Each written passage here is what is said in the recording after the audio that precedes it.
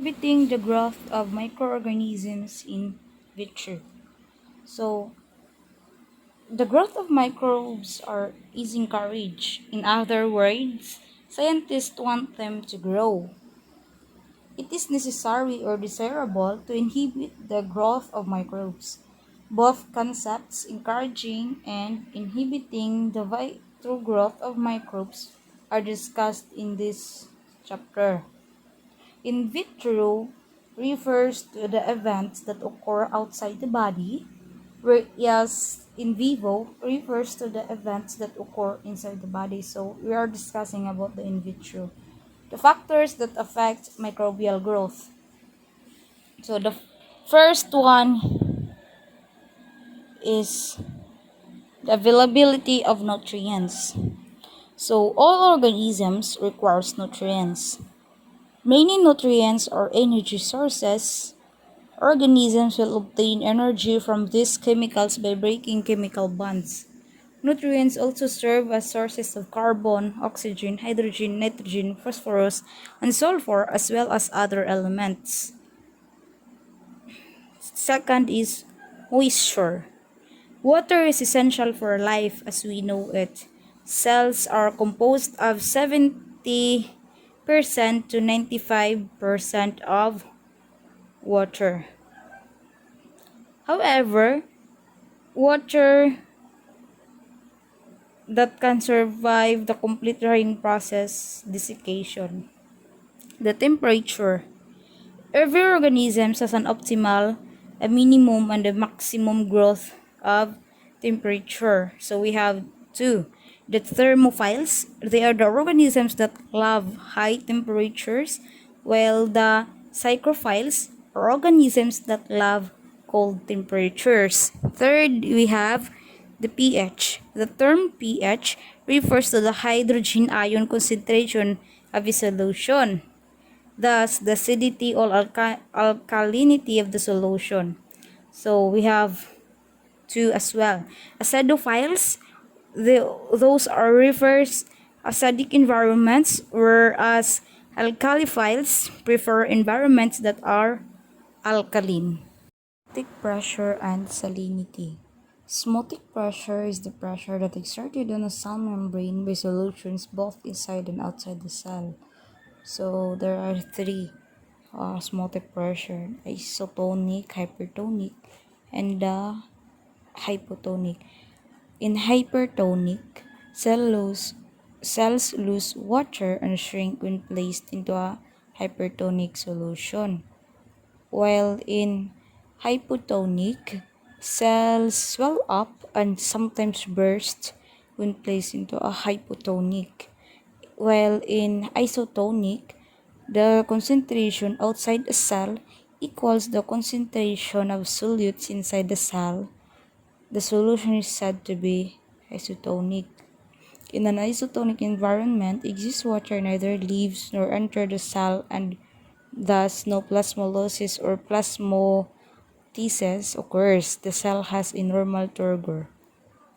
And microorganisms that prefer salty environments are called halophiles, while organisms that do not prefer to live in saltier environments but are capable of surviving there are referred to as halodoric environment. Halodoric organisms. Most bacteria are not affected by minor changes in barometric pressure. Others, known as physophiles, thrive deep into the ocean and in oil wells where the atmospheric pressure is very high. Gaseous atmosphere. Microorganisms vary with respect to the type of gaseous atmospheres that they require. For example, some microbes, that is, obligate aerobes, prefer the same atmosphere that humans do. Although microaerobes also require oxygen, they require a reduced concentration of oxygen. Obligate anaerobes are killed by the presence of oxygen. Thus, in nature, the types of concentration of gases present in a particular environment determine which species of microbes are able to live there. Bacterial growth. Throughout this book, the term bacterial growth refers to the proliferation or multiplication of bacteria. Bacteria multiply by binary fusion. The time taken by a particular bacterial species to undergo binary fusion is called that organism's generation time. Microorganisms that are different to grow in the laboratory are said to be fastidious to culture media. The media that are used in the microbiology laboratories to culture bacteria are referred to as artificial media or synthetic media because they do not occur naturally. Rather, they are prepared in the laboratory. There are a number of ways of categorizing the media that are used to culture media. One way to classify culture media is based on whether the exact contents of the media are known. A chemically defined medium is one of which the all ingredients are all known. A complex medium is one in which the exact contents are not known. An enriched medium is a broth or solid mediums containing a rich supply of special nutrients that promotes the growth of fastidious organisms. Blood agar and chocolate agar are examples of enriched media. A selective medium is used to discourage the growth of certain organisms without inhibiting the growth of the organisms being sought. A differential medium allows one to readily differentiate among the various types of organisms that are growing on the medium. Inoculation of culture media.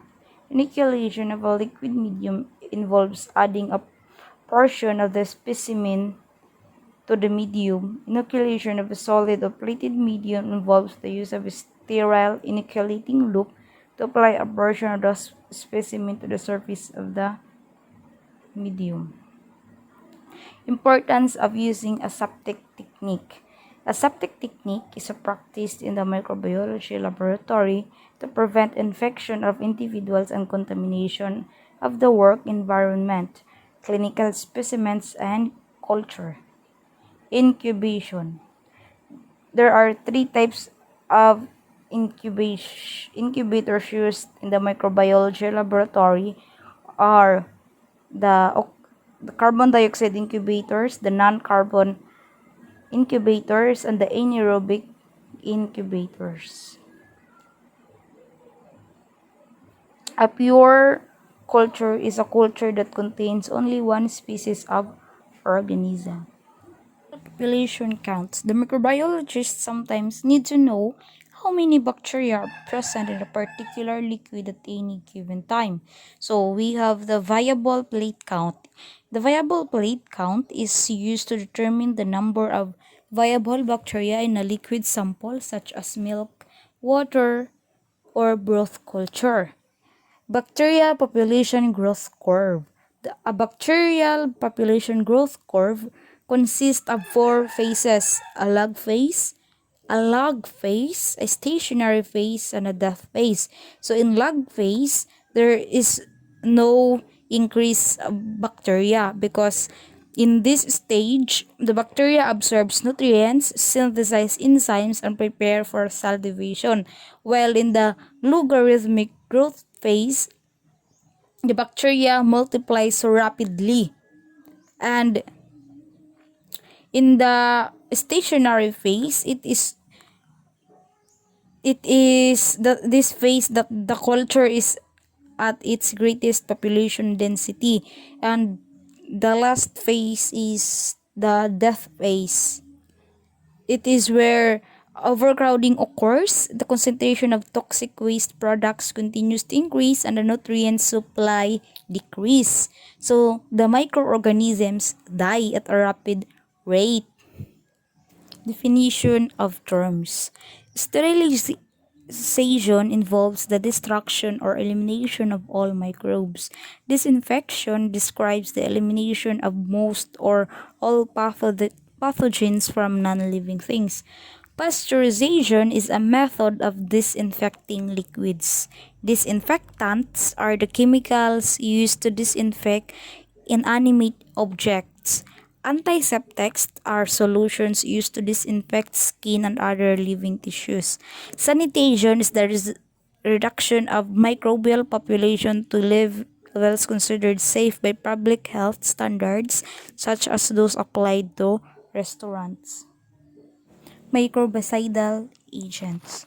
Agents having the suffix cidal kills organism, whereas the agents having the suffix static merely inhibit their growth and reproduction. So one of the example of the microbistatic agents is the lymphocytion. It is a good method of preserving organisms for future use. Sepsis, aseptic technique, antisepsis, and antiseptic technique.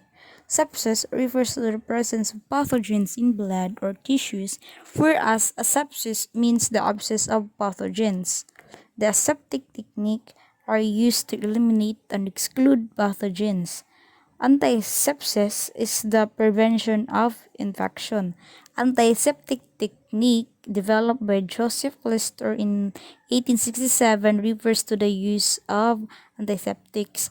The sterile technique. Sterile technique is practiced when it is necessary to exclude all microorganisms from a particular area so that the area will be sterile. Using physical methods to inhibit the microbial growth. First is heat. Heat is the most common type of sterilization for inanimate objects able to withstand high temperature. So under heat, we have two, the dry heat and the moist heat. So next is the cold. Ref- Most microorganisms are not killed by cold temperatures and freezing, but their metabolic activities are slowed, greatly inhibiting their growth. Refrigeration cannot be relied upon to kill microorganisms. It merely slows their metabolism and the rate of growth. Desiccation. In hospital setting, dried clinical specimens on dust may contain viable or microorganism. Next is the radiation.